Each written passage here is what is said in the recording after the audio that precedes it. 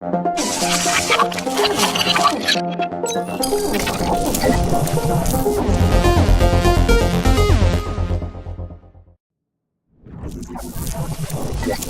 next speaker I'm going to introduce is going to talk about community in detail. And I think this talk is quite interesting, especially for those who are organizing community, those who are running one community or the other, or those who are planning to start a community, I included. So PJ HAGERTY, you can follow him at Asplenic, that is ASPLEENIC, and he's a founder of devrelate.io. He's a writer, speaker, developer, musician, and founder of devrelate.io. PJ is known to travel the world speaking about programming and the way people think and interact. He's also known for wearing hats, and even today, he has a hat. Give it up for PJ HAGERTY. So this talk is interesting. This is the first talk I ever gave 6 or 7 years ago. So if the slides are a little bit quirky, my ability to manipulate pictures is not good. So again, I work at devrelate.io. These are some of my clients. They're all awesome. You should ask me about them. They allow me to do things like this. And also, if you really want to experience some fun stuff, come to Code Days in Buffalo. I live in Buffalo, New York. So this is what a lot of people think Buffalo, New York looks like constantly. That's snow, for those of you who've never actually seen real snow. That's real snow. That's like 15 centimeters of snow that fell all in one night. It's not always like that, though. But this is what people think. It's a far place. It took me about 30 hours to get here. And I came through Toronto, through Amsterdam, and then to Nairobi. It's not easy to get to, but it's kind of awesome, and I like to call it home. I have kids, I coach hockey, I play drums. That's a picture of me when I had hair, before the hats. I would like to say thank you to William so that I'm not the only speaker wearing a hat. Good looking out. But that's about me. Let me tell you a little bit about my meetup group. So a long time ago, Buffalo, which has a pretty big tech scene for such a small Rust Belt town, we had a problem. And our problem was we had a Ruby group, but it wasn't great. Ruby was supposed to make programmers happy, but it seemed like no one was happy enough to actually show up to these things. There were about 5 people. I was one of them. Some of the other ones were Nick Quaranto, who you might know from Ruby Gems, Wayne Seguin, who created RVM. Like these were heavy hitters back in the day in Ruby, and yet 5 people would show up. So the 3 of us and 2 other people who you'd probably never heard of. And I realized this was a problem. I was like, why do we have these issues? How can we make it better? Why are only 5 people showing up? Why did we get to the point where on nights that we had our meetup, the second Tuesday of every month, we were talking about things like maybe we'll go see the latest Marvel movie. Like we can't possibly talk to each other anymore. We all work together at the same place too. So we would all just work together all day, and then the second Tuesday of every month, go to a different room in the same building and try to figure out if there's something new we had to tell each other that we missed in the first 8 hours of that day. So it wasn't great. So we restarted. I love scooters, so I put a picture of a scooter. I don't really know what that's about. Shortly after this, I got a job at a place called Engine Yard. And Engine Yard, has everybody heard of Engine Yard? They're still around. They're not dead yet. But Engine Yard was really cool because Engine Yard loved meetups. They loved the community. They loved conferences. And so my first week at Engine Yard, I went out to San Francisco, and they were orientation and doing all this fun stuff. And they were like, do you do any meetup stuff? And I'm like, yeah, as a matter of fact, I do. I have this terrible meetup in Buffalo. And they're like, why is it terrible? Like, we know the people out there. Like, why would it be such a terrible thing? And we're like, well, there's only 5 of us. And they go, where do you have it? It's like, well, we're in this little incubator at the university. Well, who buys the beer? I was like, oh, we can't have beer. New York State law says you can't have alcohol on a college campus, and we're technically on a college. They're like, whoa, stop. Here's some money. Go buy some beer. Who's in charge of your Twitter account? It's like, oh, we don't have it. They're like, how the hell are people supposed to know to show up? I'm like, I don't know. I don't run the thing. So I started running the thing. That was the best option we had. Everyone was kind of tired. The 5 of us didn't really want to do it. But I was starting to develop this community role, and I decided that I would be the one to do it. So I started to reach out, and that's when we start to hear the story of what makes a Ruby group great. What really happens at a local meetup? And how many people here, I mean, other than Mike, are from Nairobi or go to Nairobi regularly? I'm raising my hand as an example. Obviously, I don't show up that often. But yeah, so you kind of know what's in a local meetup group. It's people that either you work with or are in the local community who have a similar interest in something, in this case Ruby, and they want to kind of share their passion once a month or maybe twice a month and see what happens. You have good talks, you shake things up, do things differently. The example that I used when I started to rebuild the Western New York Ruby Brigade with this terrible logo, because none of us are designers, we started to look at this group in Boston called Boston RB. Boston RB consistently, and to this day, still consistently gets 50 to 100 people to their meetup every single month. They do it twice a month. I spoke there recently, and I couldn't sit down because there were no place. There was not enough seats for me to also sit down. So I just kind of stood there awkwardly until I gave my talk. They have this idea that you have to change things consistently. In the same way that when you write code, you have to iterate over your code. You have to iterate over the way you do your meetup group. And I said, oh, this is a really good idea. And the interesting, I took a lot of these ideas and I went back to Buffalo and look, listen, I have money. I'll find a venue. We're going to do the Boston RB stuff. We're going to broadcast it on Google Hangouts, because that's a wonderful technology. And we're going to change it. And why are we doing it? Because it's fun.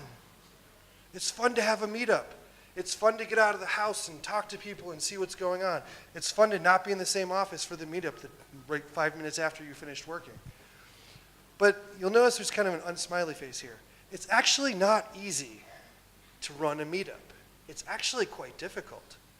And you don't realize this until you start. You say, oh, I've got some money, I've got a place, I've got an idea, I've got a speaker. Great, I'm having a meetup. So you've done one meetup once. Congratulations. You have to do this consistently. It's in no way easy. And a lot of that is because it usually falls on 1 or 2 people, and it takes a lot of time. On average, to plan a meetup, a decent-sized meetup, it takes about 3 weeks. If you're doing it monthly, it takes 3 weeks of the month to get the one meetup done. You maybe get a break for a week, then you have to start planning for the next one. It's good to plan them out farther ahead. So I started to say, what if we start to think outside of the box?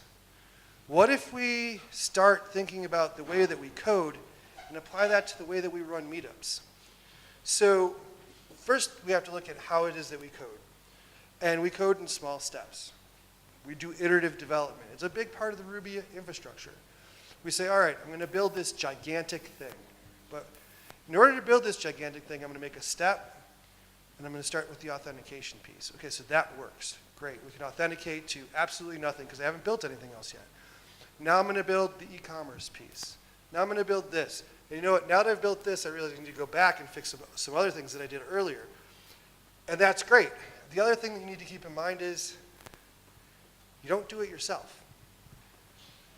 I started with Western New York Ruby doing everything myself. And that was very quickly realized to be a huge mistake. And I will freely admit that I am not the one who realized the mistake. At one point in time, Nick came up to me and he said, listen, this is not your full-time job. I was like, yeah, no, I can do it. He's like, you have kids. I'm like, yes, you don't, but I do, and you don't understand what that, like, I can balance this, I can do it. He's like, no, listen, we need to diversify. And I'm like, yeah, we should get more women and people of color to our meetup. He's like, no, that's not what I meant. I mean, you need to share responsibilities. And I was like, okay. That's a very hard thing to do. So to give a perfect example, we work in Ruby. Matt's created Ruby. Matt's is still in charge of Ruby. We use Rails. DHH created Rails. He's still kind of in charge of Rails. He can kind of block things if he doesn't want them. It was very hard for either one of them to give up things to their core teams. That's your baby. Like, you made this thing. It's like, you know, you bake a cake, you want to eat that whole cake. You don't want to share that cake with everybody. That's ridiculous. But, you know, you have to do this. You have to break it up. So what you have to do is you have to start looking for people who are going to do other things. You have to look for people who will do things outside of the group. So I gave up, the first thing I gave up was finding the venue. I said, you know what, we don't need to do it in the same place every time, because as a matter of fact, if you change up the location every once in a while, people come. More people come, because maybe it's closer to their area this time, they can get there. Maybe it's, they're just excited to see a new location, they don't want to be in the same place every time. I gave that up. Then I started to give up other things, like, hey, you can be in charge of food. And how did I do that? I started to find people who would show up and they didn't want to be here. They were fine being out there, and they loved the meetup. They were in love with the community. It was a wonderful thing. But in no way did they want to speak. They didn't want to find speakers. They didn't want to do any of that part. That was my job. So we started to have a team. There were 3 or 4 of us. Everyone had a job. And just like when you put together code and you have database engineers and you have systems administrators and DevOps people, I realize saying systems administrators is really dated, but DevOps people, you have coders, you have product people, you have someone who's going to sell this thing, you have support for when it's actually out in the world. It's the same way with a meetup. You have this big project, and there's different people who work on different parts of it. We had to get the word out, though, and this was the key. Luckily in the US, we have this thing called meetup.com, super convenient, or at least it was until a few months ago. It's starting to get kind of crappy. It's starting to get kind of expensive. And if you don't have a sponsor for your meetup, which I'll talk about later, you have to kind of pay these things out of pocket. When we first started with meetup.com in 2010, 2011, it was $6 for the year. That's all you had to pay, $6. That's very affordable. Now it's something like $28 a month. That's a little less affordable, especially if you have a meetup that doesn't collect any money, and we never collected any money. That's not the point. But we definitely took to Twitter immediately. And we created an account. We were like, hey, everybody, there's a meetup. And then I would tell all the other organizers that were helping me out, I'd be like, hey, listen, I just tweeted this thing. Retweet this thing so that everybody else can see it, which is technically cheating on Twitter. But Twitter cheats on you all the time. It's totally fine. WhatsApp, that's more of a more modern technique. You can spread the word to your different groups and be like, hey, I'm doing this thing tonight. You should come check it out. You kind of create a little forum so everybody who's in the meetup group can pass messages back and forth on WhatsApp. You could use Facebook, but it's Facebook. And you're never going to get any kind of young person because young people don't use Facebook. And I know this. So my kids are 16 and 17. This is a conversation that took place 2 years ago. My wife and I are sitting at the table discussing, and she's like, hey, did you see what so-and-so said on Facebook? And my kids are in the living room, which is about 3 meters away because my house isn't that big.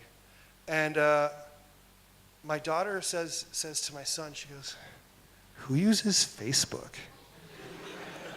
And my son, not even dropping a beat, says, old people like mom and dad. I was like, oh. So I started to get off of Facebook. It took 2 years. Anyway, I'm not on Facebook. Don't look me up. You can use it. The other thing is great. Have a blog for your meetup group. So have someone, and you need to put someone in charge of this. Have someone who says, just a post every month.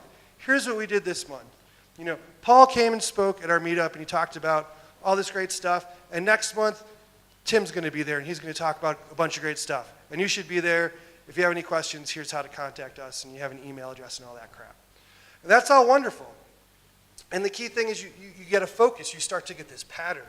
And as long as you continue to stay with that focus, things are really good. You keep the subject matter on the subject matter of the meetup. You make sure that the people who are there are interested. Now, that doesn't mean that it's only people who are Ruby developers or professional Ruby developers, whatever the hell that means. You just want to keep the topic to what it is. Sometimes you have lighter things like how to get started or how to run a Rails Girls workshop. Or, you get into the big internals like why does garbage collection suck so much in Ruby? And all these things are important. But the most important thing to remember is no matter how strong you stay on target, not everybody is there because they are an awesome automaton who pushes out 80 hours of code every week and they're 10x developer and it's so awesome. People have lives. So you want to get a bunch of people every month, but understand that not everyone's going to be there all the time. This came up just a couple years ago, 3 years ago. I was running the meetup. A couple of the other organizers, they were having babies. Things were happening, and my mother passed away. I was also traveling a lot because I had started doing this developer advocacy job, and I wasn't around as much. And suddenly all the pieces started to fall apart because we forgot that we all had real lives beyond this meetup. The meetup was important, but it was in no way important as the highest thing on the list.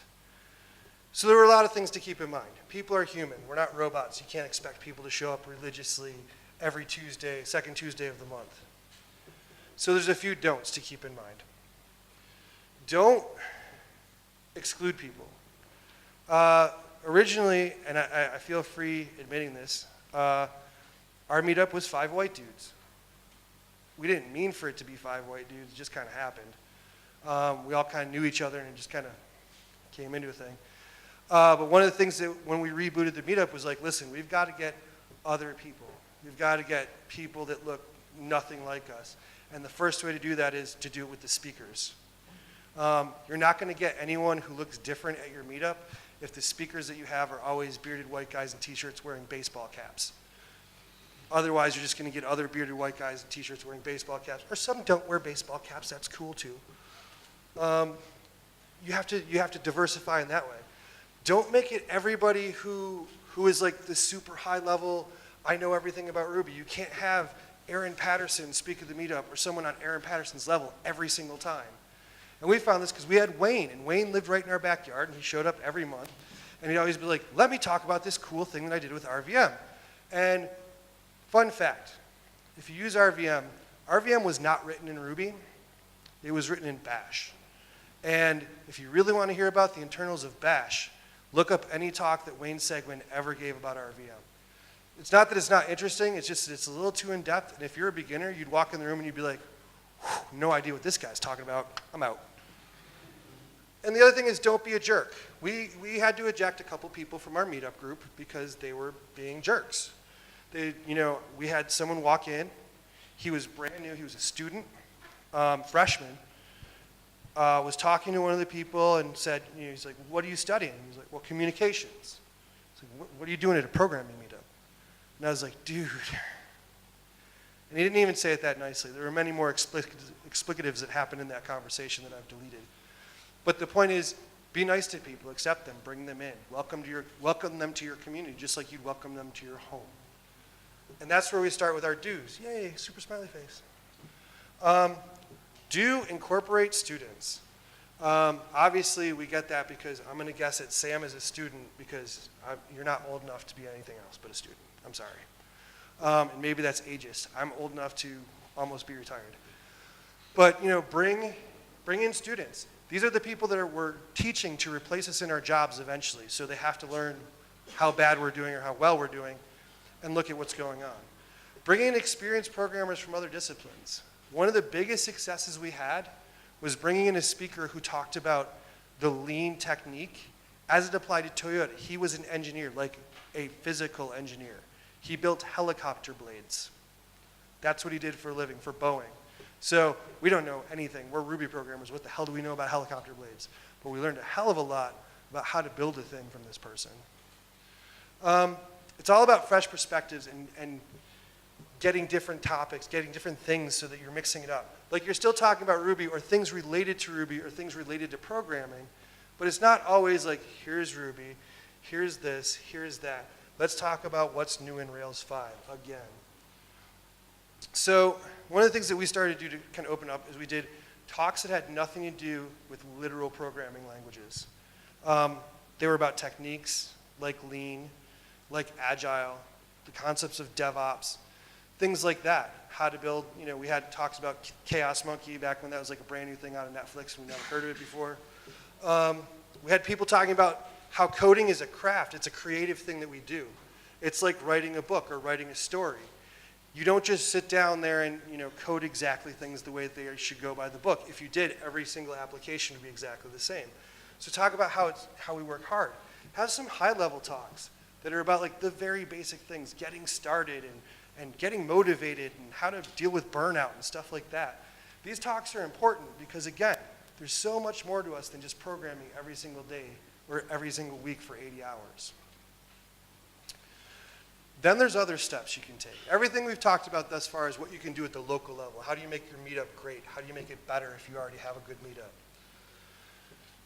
So the first question I got when I started talking about making this open source to the world is like, why the hell would you bother doing that?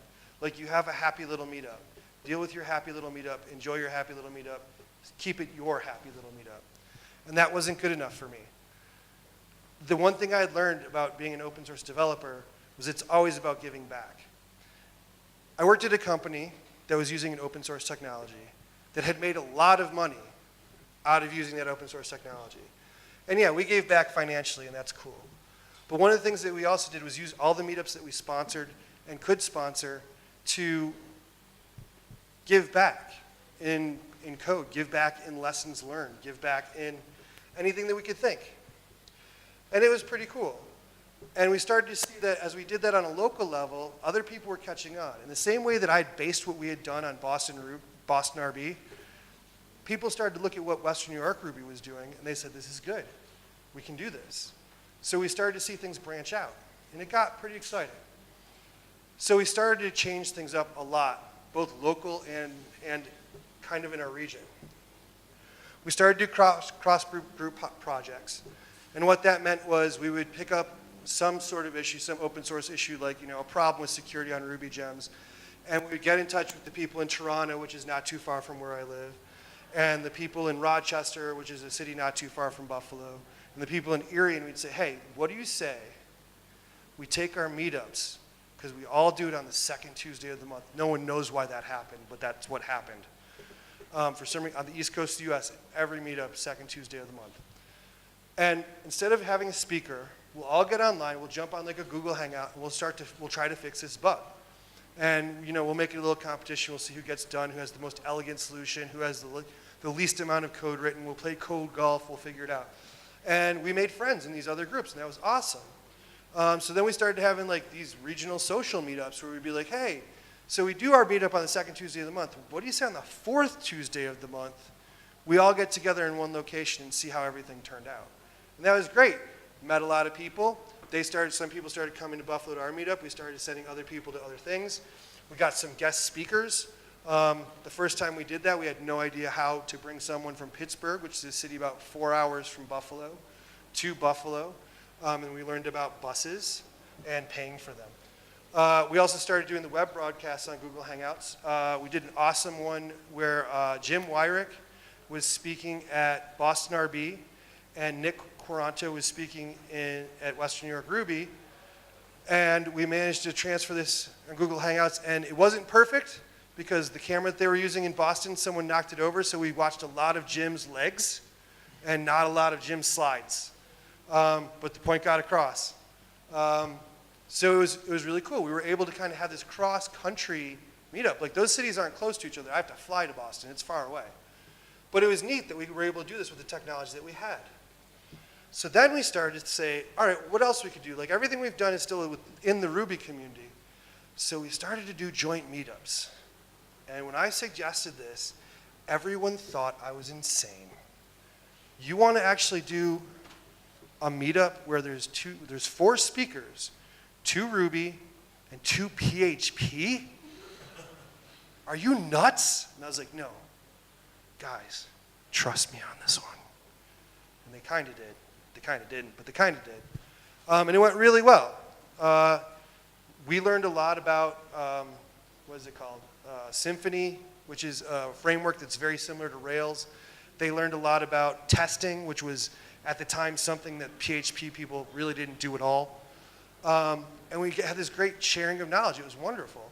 Then we started to do little things like, so I have kids, so I owned a minivan.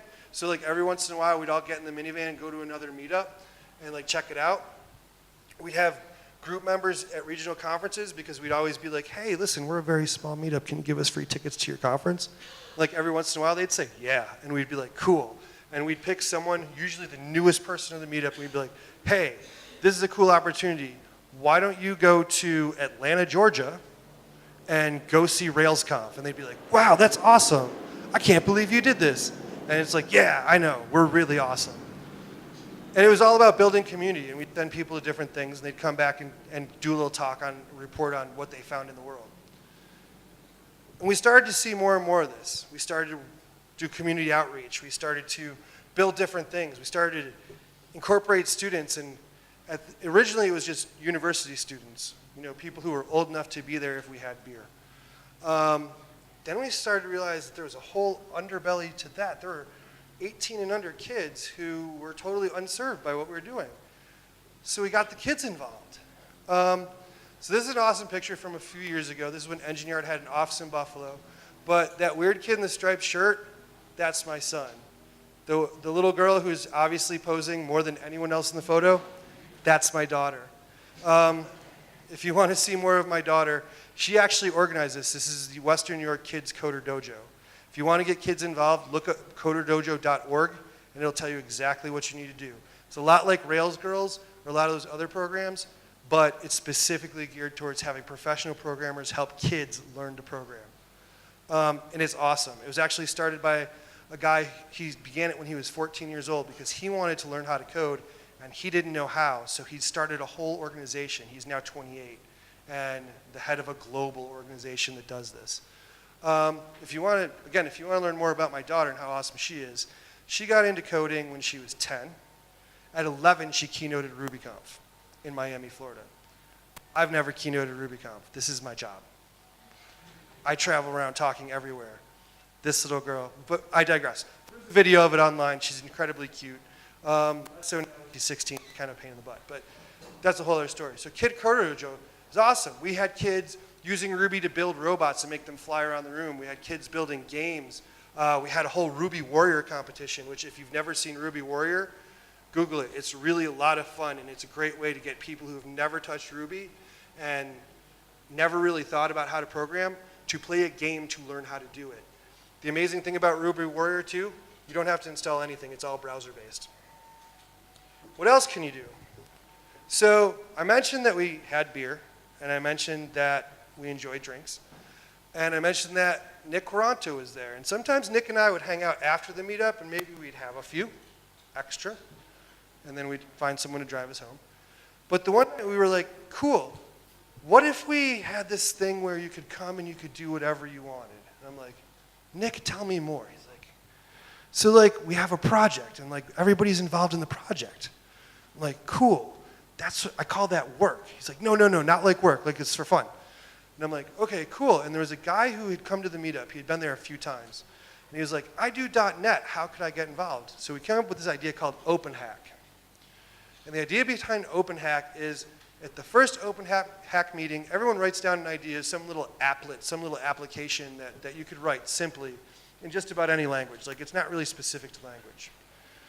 So we started this thing, and we put all these ideas in a fishbowl, invited every single meetup group in all of Buffalo. Every single one. And we were like, we're going to do this thing. And the first night, like we didn't have very many people. It was like 20 people. And we all put ideas in the fishbowl.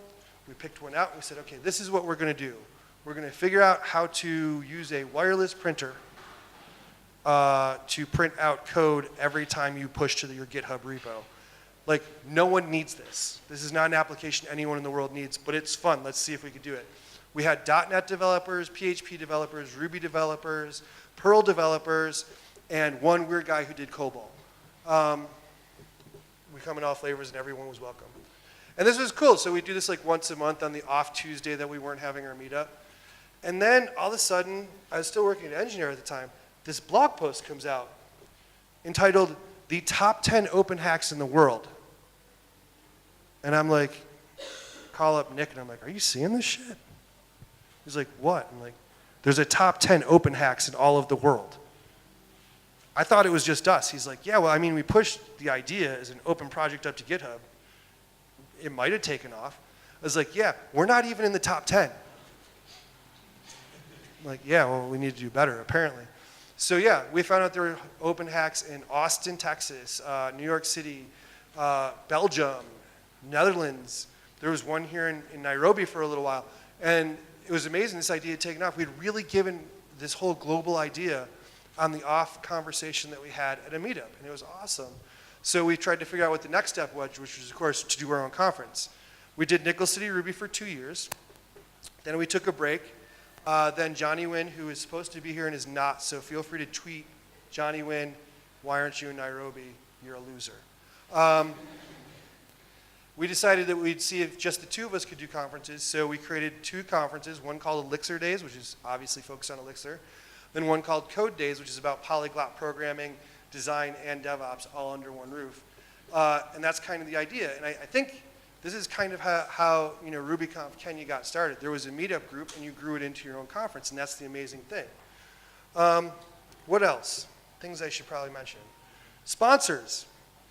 Sponsors are important to any meetup, but there's kind of a caveat here. We originally had people who would come to us and say, hey, we really want to sponsor your meetup. And we'd be like, cool. Like, so can we send so-and-so to speak about our product for 45 minutes? And we'd be like, no. We don't want that. But you could send us t-shirts and shit. And that's kind of where it got, like, understand that bringing sponsors in changes things. Like, it's cool if they're paying for pizza and beer and soda and food and whatever, and that's awesome. But it's when you have to decide where the line gets drawn. Like, it's cool for them to send swag for people to take home. It's cool for them to send information about their product that we can pass out to our members. We always drew the line at coming in and doing a product pitch. Like, if you were going to do a 5-minute product pitch, fine. You have somebody on the ground here who already lives here, fine. We're not paying anybody's airfare to come and talk about the product. That's on you. So it's a careful balance. So remember, the whole point of all of this is to build a better community. William said it best when he reminded us that Ruby was all about programmer happiness. The Ruby community should also be about programmer happiness, but not just that, but just happiness in general. We should reach out to people and bring them in, make them feel like they're welcome. Since I started working in Ruby, which is now a long time ago, the number doesn't matter. I'm old. I started speaking at other conferences, Python, PHP, DevOps conferences, all different kinds of stuff. I'll pretty much go anywhere someone accepts a talk from me. That's my job, though. I never feel quite as at home, quite as welcome as I do when I walk into a Ruby event. Whether it's a meetup or a conference, it's like coming home. And that's the beauty of the Ruby community, and that's what we have to share. The idea is to keep moving forward. Iterate on what you do. Make the community a better place. Make it so that everyone feels welcome. Make it so that your meetup's the best it can be. Bring friends. Find sponsors. And if you don't know how to get a sponsor, here's the easy, find out the info at email address and email them. Hey, I'm doing this thing. Can you sponsor us? That's how it works. You make it better, you make a better community, and everything gets more awesome. Now, this is going to be a shocking development. I forgot this picture was on this slide until this very, very moment. But this is like one of the rare pictures in the wild of me without a hat on. Thank you very much.